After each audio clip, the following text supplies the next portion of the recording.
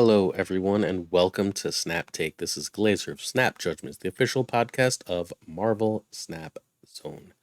We've got quite the video for you today. We've got a deck that Lamby went 90% with in Infinity Conquest, small sample size, and Lamby, so all caveats apply.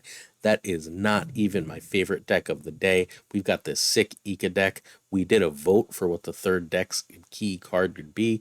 Y'all chose Morph. We're going to do one of those every week, so don't stress it if you didn't get yours picked. So we've got a Morph deck that is both winning and successful for you. It's super late as I record this, so we're going to try and go quickly. We just recorded the podcast that'll be out on Saturday on the Marvel Snap Zone YouTube. We had Peaceful Sea, Savage Yeti, and Lamby, and we ranked the best cards in the history of Snap. And let me tell you, it's one of the best pieces of content we've ever made. You need to check that out. All right. Didn't change that one. All right. Please hit that sub button, hit that like, hit that comment, and ring that bell. We are in the middle of the biggest giveaway in Marvel Snap. We bring you 3 brand new decks every single weekday and also Sundays, because why not? And on Saturdays, we have the giant podcast. We do bundle guides. We do pro tips. We do everything you need to make your Marvel Snap journey both more fulfilling and more complete. Hit that sub button. I promise you, we will bring you great content. If you love this game, you will not regret it.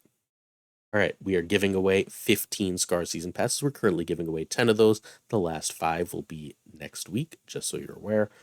And that will be over on the podcast proper. All you have to do to enter right here on this YouTube channel is hit that sub button and comment on this video. That's it, you're entered to win 1 season pass.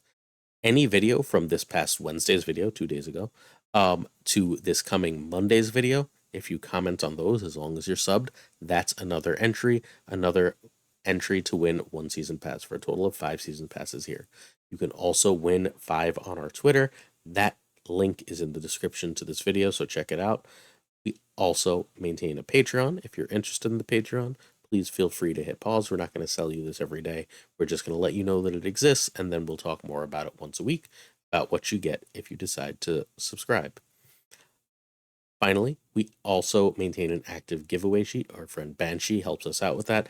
This active giveaway sheet is every giveaway that currently exists in Marvel Snap that we could find basically by scouring Twitter. This way you can find some really great content creators and hopefully win some cool stuff in the process. Completely free, no benefit to us. Again, description to the video. Check her out. Deck credits. First, as always, we start with our questions of the day. Then we've got Ika. Our Ika is the most underrated deck builder in the game. I am having so much success with Ika's decks. This is my favorite deck of the day. Then it is not a podcast preview. Ignore that. Then we've got a deck from Lamby series. Weekend mission decks. 2 Shaw and 2 Selene. Then your vote for Morph by LoopyFist. You can find Loopy at youtube.com/@LoopyFist. I got that deck from the Snapping, who sent it to me. That is youtube.com/@thesnapping. The Snapping is the best variety Marvel Snap content out there. All right. Scientologist asks if it's a mistake making variants that could be separate cards, like Scarlet Spider and Ronin, Ronin, the recent Hawkeye variant. This has also happened with Robbie Reyes for Ghost Rider and Sam, whatever his last name is, for Nova, as opposed to Richard Rider. So I think at the end of the day, this is something that they're going to have to change and figure out. I feel like maybe they'll just give people free variants or a bunch of gold, and then they'll just make Scarlet Spider, Ronin, Ghost Rider, and Nova separate characters. I don't think it's going to end up being a long-term issue that's going to preclude them from just making new damn versions of the characters when they decide they want to. Ooh, sorry. I'm trying to figure out how to say that. Kai Coimbra wants my opinion on pricing in the game store in other currencies. Internationally, the prices for this game are often completely freaking absurd. I hate it. It is one of my biggest pet peeves in the game. I understand the problem from Second Dinner's perspective. If they're operating under American currencies, then they need to make money under American currencies, and selling things cheaper only allows people to use VPNs to get them cheaper. That does not make this game more affordable in other countries, and I hate it. I'm going to tell you guys straight up, I don't advertise this a lot. I do giveaways specifically in both Vietnam and Brazil that to try and help alleviate this problem. I wish more content creators did so that we can continue to have an international growth and international presence in this game. I don't want many of our neighbors to be priced out of it, but I don't know what the solution is otherwise. If you have a solution, please let me know in the comments. Robert River, one of our homies, wonders what my take is on using Selene just to counter Professor X Iron Man. And as a tech card at that point, it could be okay. Like a preemptive tech card, almost like the way you use Echo to make sure cards can't be played in location. I think it's probably not worth it unless you're also getting another benefit. Being left with a -1 on the board is really, really rough. My gut says that this isn't a good, consistent play. It's also like because she's a 1-drop, you very often want to play her early unless your deck is extremely cheap and you don't know what you're hitting. If it's Spider Hammed, then this story would change, right? If it's Spider Hammed by revealing the card it hits, we could talk. But since it doesn't, I don't think that works. Lord Incubus wants to know about matches and match like decks and locations being fixed on ladder, and like, nah, it's just not. So they don't have the technical know-how for that. Just basically, like, I don't think they can do anything really except make hot locations. I don't think they can batch locations on purpose. I don't think they have anything like in the game that reads your deck before you make a match. I know it can feel that way, but try writing it down. You'll find out it's not as true as you think. Play like a large sample and write it down. Um, there is something like, according to Canbest, who did the math, like a 10% chance of location showing up 2 games in a row, just because of how many locations there are in Snap and the different rarities. So, like, it's going to happen 1 out of every 10 games that you just see 2 in a row, which is reasonable, right? But that happen when that happens, it feels like a lot, because when it happens, our brains latch onto the pattern, and that's how that works. There's no real benefit for them to put all that work into coding that, and since there's no real benefit, I have to assume that that is not something that they are doing. All right, our first deck is Ika's deck. At the time I pulled this, it was 18-5. We have more up-to-date stats for it in a little bit.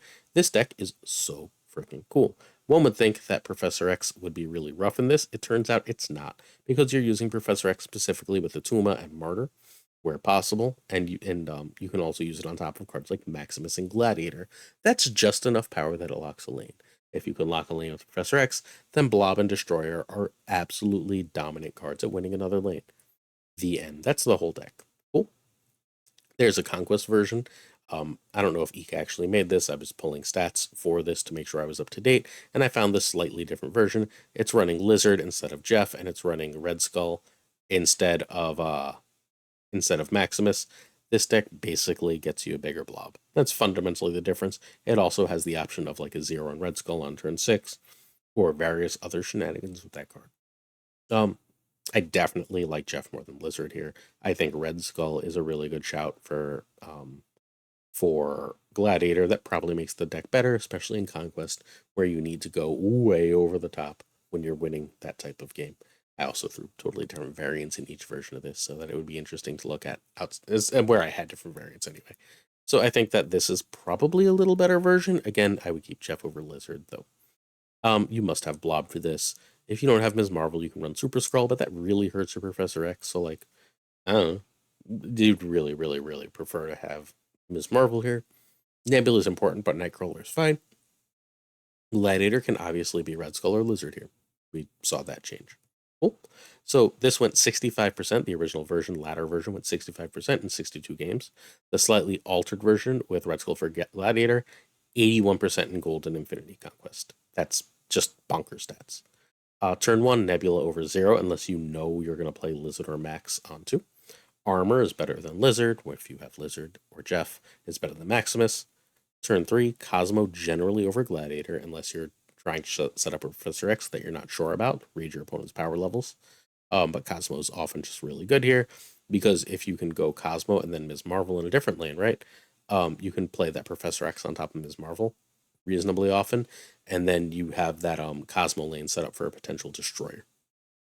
Professor X over on top of that Atuma or Ms. Marvel, and then Blob over the Destroyer, although it helps if you can do math, because once in a while Destroyer is just bigger. It is possible, though very, very unlikely. All right. One quick look at the variants. We've got our Hip Nebula, Hip Jeff, Hip Cosmo, Hip Ms. Marvel, Hip Gladiator, Hip Atuma, Hip Destroyer. I also have a Hip Blob, as you saw from that other deck, so we're at at 7 hips, but we could easily be at 8. This is my favorite Maximus. I threw Hellfire Gala Professor X in this because I had Hellfire Gala Blob, and they can be friends going to the same party. This is the only Zero I have, it's fine, and this is the best armor in the game. Ooh.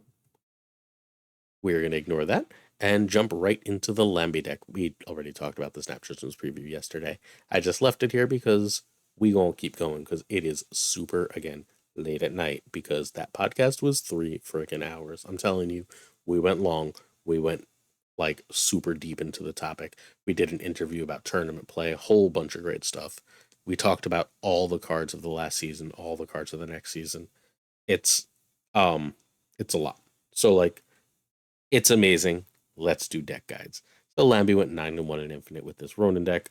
Everyone's playing this deck. Yeti has a video on this deck with some gameplay right now where he kicked butt with it. I spoke to, who did I speak to earlier? Jess Snaps, I believe it was Jess Snaps. If I'm getting that wrong, please excuse me. And she was like, I played the Lamby Ronin deck and I kicked butt with it. So everyone's kicking butt with this. This is a Ronin deck that is not about Ronin in any real way, shape, or form. This basically says I want to play Zabu and then play stats. And then if I play Leech, I can choose between Ronin and Doom to win the game. This is like, this is going to sound wild, but like this is basically the exact same type of deck as Leech Leader was. Cool. So Leech Leader, way back at the start of Snap, and I'm aware of this obviously because we just talked about this, was built around the concept of you get a lot of early tempo, and then you play Leech to lock in an advantage, and then you play something big to end the game. That's literally exactly what this deck is, except now it has 2 Doctor Dooms in Ms. Marvel and Doom instead of Leech. Ronin is again just your big card on 6 most of the time, although once in a while on turn 5 you'll play Ronin or Legion as the case is calling for. So Ham can be any 1-drop. I prioritize Unreveal that you can lose to Killmonger, so think Iceman, Nico, or Nova. You must have Zabu. Zabu is literally your snap condition. Lad is more or less fine as Jubilee. You lose some, but not the end of the world. Pick your poison for Shang versus Enchantress. If you're seeing a lot of that Hell Enjoyer deck, the Tribunal deck, then you want Enchantress. If you're seeing a lot of Blob and so on, you want Shang. You can only fit one, pick one. Gladiator would need to be like Polaris. Lamby also suggested potentially Medusa, so cool. Legion could be Vision or Arrow. You lose a bit from it, but Arrow's still really good right now. 9 is a lot on a 5. All right. So turn 1 Ham, turn 2 Zabu and Snap, or Maximus, and then if they snap, you can just run, unless you have like a really great curve. Turn 3 is usually Killmonger. Gladiator is good, but mostly here for the Loki matchup. Gladiator is often good because it blows up everything in that deck. If you don't see a 4-on-3, if not, you can play a 4-on-3. 4-on-3s are generally better than 3s-on-3s, duh. That's why they cost 4 and not 3, but you can make them cheaper from Zabu. So you want to play Ladder Ms. Marvel. Ms. Marvel is the only reason to stay in if you didn't see Zabu, if you already have Ms. Marvel. So you play Ms. Marvel on 4, or you drop Lad. Turn 5 is Leech or Legion. Turn 6 is Doom or Ronin. And you can Ronin on 5 instead of Leech if you're sure they don't have Shang or Enchantress. Cool. This deck is super duper strong. Leech gives play into everything. I said this a week ago. Ika put Leech in the Darkhawk deck, like right after the patch, Blob came out and changed everything. And I messaged Den that night, the second I saw that deck. I went, oh, this saw that on Devilish's stream, by the way. I messaged Den that night and was like, oh, this is a Leech meta. And everything since then has proven that as Leech spreads far and wide. Because every deck in the game, more or less, wants to do a bunch of stuff on turn 6 and 7. And Leech says, but no thank you. Legion also gives you a lot of play into that. Lamby notes, if you max on 2, leave unless you have a good follow-up. Raw stats that are immune to Shang is the goal here, outside of Ronin himself. Snap on Zabu on 2. Staying power is Ms. Marvel into Leech, into other stuff. And Maximus is generally more important than Ronin here. Stats on 5 versus Leech Legion Scam is the decision you have to make. Ronin is again just a nice big stat stick, not a terribly important card. All right, variant time. Ham hip, Zabu hip, Killmonger hip, Gladiator hip, Ms. Marvel hip, Lad hip, Leech hip, Ronin hip, Legion hip. 9-hip deck. You love to see it. There is no hip Doom, Maximus, or Shang-Chi. So it says the maximum hips in the deck. This is my favorite Maximus. This is my favorite Shang. I have 2 Shangs gold. This is one. And this is my favorite Doom, also one I have gold. Emperor Doom, best Doom. Sorry, except for the one on the thumbnail. I'm buying the crap out of the one. All right, weekend mission guides. We're going to do 2 Shaw decks, 2 Selene decks. We usually do a deck that has both, but like, there's no deck that runs both Shaw and Selene that actually cares about Shaw and Selene. There's a few if you check the deck trackers that exist, but like, they just don't bother to trigger Shaw. He's just a 3/4. And like, that's stupid. Don't do that. Okay. This first deck is 70% in 69 games. Nice. It is a Patriot Surfer Broodme deck. This is our classic Broodme. Shaw is good here. It's a perfectly fine card. You can play it with Forge. If you get a Koya and a Kia on it, it's really good. But that's not what this deck wants to do. This deck wants to go Forge into Brood into Absorbing Man. Everything else is in service of that and ways to get power. Otherwise, this is a very, very powerful deck that probably should see more play. This is like a classic deck that existed. A version of this that didn't have Shaw is in the top one of the best decks ever list from that we talked about earlier. This is a really strong list that you can play super easily. If you see Forge into Brood into Absorb Man, just snap. You're probably going to win the damn game. This is a 55% Thanos in 260 games. This is the best Shaw and Thanos. It's only got 2 real ways. Sorry, I guess 3 real ways because Nico to pump Shaw, but he's perfectly fine stat stick with those 3 ways. He's often in the deck because it's Thanos, so Decoye is a decent hit here. That makes him a 3/7, which is just great stats, right? Elsa, if you can make that Elsa too, he's now a 3/11, which is great. Or Nico, I guess, is the same thing as Elsa at this point. That's fine. Elsa's just really, really solid here with Thanos because you've got Jeff and Vision that you can throw on top of that Elsa for a lot of stats, a lot of power. Everything else here is fairly self-explanatory. You want to use Psylocke to skip turn, Psylocke or Time Stone to skip turn 4 and just go 5. You can also play Psylocke on 4 and go 6/6. Also perfectly acceptable. Lots of ways to do it. You will not be sad with this deck. It is quite strong. Selene, I don't think is a very good card. Again, I did a full review of what I thought of Selene up to this point in Marvel Snap in yesterday's video, so make sure you check that out if you're interested in it. I think Selene is kind of bad. This is one of the best homes. It's an Annihilus junk deck. This is like just all the junk cards. Selene is best here if you have Hood, Green Goblin, or Hobgoblin in hand, or at any point if you have excuse me, sorry. At any point, if you have turn 4 and you can go Black Widow into Selene, force them to play a -4. It's a good play.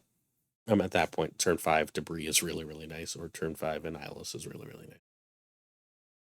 Ravonna is like the key here. It lets you get out your cheaper goblins, your cheaper hobgoblins, which is like the key here. If those cards are cheaper, everything starts to come together. It starts to fit. Without that, it's mediocre. Oh, so annoyingly, if your curve has to be Selene into Ravonna into Goblin, but like then you can Goblin and Hood, which I guess is fine, but you can't Selene and Goblin on 3, which is just obnoxious because Goblin will be in play and not get the -3. And now you're hitting something else and you hope it's the right thing and yada yada yada. So that kind of thing is always a little bit annoying. But it's still at least a good deck, right? This isn't going to be meta, I don't think, anytime soon, especially because the Nihilist mirrors are so obnoxious, but it's a good deck. I promise a Junk Galactus deck. This is the highest win rate one I could find. It's like 56%, something like that. It uses Ms. Marvel to pull off the Galactus. I'm really sorry. It mostly wants to fill up lanes if you see debris. Obviously, you're not playing Galactus in that game unless you get a Nihilus out first. However, you can go debris, a Nihilus, fill up a lane, and then auto win the game if you can Galactus there, assuming that they have a little enough power. Selene does an excellent job at helping with that, given that a -6 Hood, a -6 Goblin, or a -11 Hobgoblin are all like absolutely backbreaking, and so is that just regular old -10 from Sentry. You have that with Ms. Marvel, you win the lane, the game ends, you have a great old time. It's strong, it's cool, but it's also super duper counterable. God forbid you see Destroy, you can just run A lot of Tribunal stuff often beats it. A lot of Ms. Marvel stuff often gives us trouble. So this is a very good deck as long as people don't bother to plan against it. Although, depending on where you're ranked, a lot of people might not be playing against it. And I think if I was in ladder looking for infinite, this is one of the main decks I would try, because in ladder pre-infinite, what you're like seeing is a reasonable number, even if you don't know it, of bots who will have no idea how to deal with this. All right, our final deck is our Morph deck. Morph is so good in this deck. Basically what you're doing with this list is you are sort of locking the opponent up, right? Like, so you are trying to use as little energy as you can to generate as much power as you can. And as you're doing that, you can like morph their cards and then leech it off, and you get their good card and they don't, right? You can morph for 2 here because of Ravona, and like a last turn of if let's say you have 5 energy because you Havoc on 5, a last turn, even if it's turn 6, not turn 7, of a 2-cost morph and a 2-cost morph, a 2-cost green goblin, and then like whatever Nebula is amazing. A 2-cost morph and a 2-cost Ironheart is amazing. If you can do that on turn 7, so much the better. You can play Iron Man for 4 on turn 6, and then you can play Mystique and Morph to end the game and just enjoy yourself. You're just getting, and then you've got like a 12-power Havoc. This is Morph's best home, including all those negative decks he's in that he shouldn't be in. Everything else here is relatively straightforward, right? Thought so. Okay, Nebula can be anyone, and Ravona is what must have. Havoc is 100% must have here too. You can't. This is like literally a deck built for Havoc. So turn 1 is Nebula, turn 2 is Ravona or pass. Turn 3, Magic is generally your best play, although Green Goblin is fine, and Morph is pretty good depending what your opponent's playing. You might want to wait an extra turn or two. Turn 4, Hobgoblin is the goal. You can feel free to play Iron Man, but you really would like to Mystique Iron Man, so be a little careful. And you could also play, if you've got Ravona out, Goblin plus Morph or Ironheart are both great plays if you can play them all together. Turn 5, Leech. If you need it, or if there's 7 turns, you can also drop Havoc with Hobgoblin or Iron Man, if not. Havoc with Iron Man is a perfectly fine turn 5 play, which would lead into a turn 6 Mystique and whatever else you could. You still have 5 energy for Mystique. Mystique is, assuming you have, again, Ravona is so key here. Ravona is like your most important card. You could play a 2-cost Mystique, and then you could still play like an Ironheart, which is going to get its like bonus doubled, right? That's 2/2. Wonderful. Or you can Goblin and chuck stuff over there. Lots of power there. But turn 6, if you played Leech on 5 and you have 7 turns, is Havoc and Iron Man, and then you Mystique and whatever else to end the game. Really, really cool deck. Very impressive. Congrats to Loopy. We've got Nebula hip, Ravona hip, Iron Man hip, Leech hip, Hobgoblin hip. So 5 hips, not terrible. I really do like this morph. This is an Exile style morph. Big fan. Peach Momoko Mystique, the best Havoc, the Meltdown Havoc, best Shadow King currently in the game too. I like this Magic fine. I have plenty of Magics, none I love, but I like them all. I don't like Red Goblin. I want my Green Goblin to be green. Call me old fashioned. And then we've got the best Ironheart in the game, which I think is a really cool card. All right. Quick shop look. I bought nothing. I bought a Jane fairly recently that I like better than this. I feel like it looks more like the character did in the comics, so I'm okay with that. You just saw that I have an Ironheart I love, so I'm not buying another Ironheart. I have hips for Omega Red, Null, Collector, Galactus, and Wave, and I have Rock, Paper, Scissor, Christmas, Rock Slide, so I'm perfectly happy with that. Oh, I decided to show you the nulls I have, and the Galacti I have. So I have the Hip Null, and I have the Spotlight Null from the Jean Grey week. I like it a lot. I have the Hip Galactus, which I think is kind of ugly, but in an adorable way. And then I have the Lifebringer Galactus from, someone told me, I believe it was the Ultimates run. I read the run, but I'm getting old and my memory ain't that good anymore. But I really, really love this Galactus, and I'm happy to have a hip as well as always. So, not buying variants today. Still waiting for my last 3 variants. I need hip stature. I need hip hip stature, hip rescue, and I need any old white tiger that's not a pixel. So I'm 3 variants from variant complete in this whole damn game. Let's go. Just need them in my shop. Cool.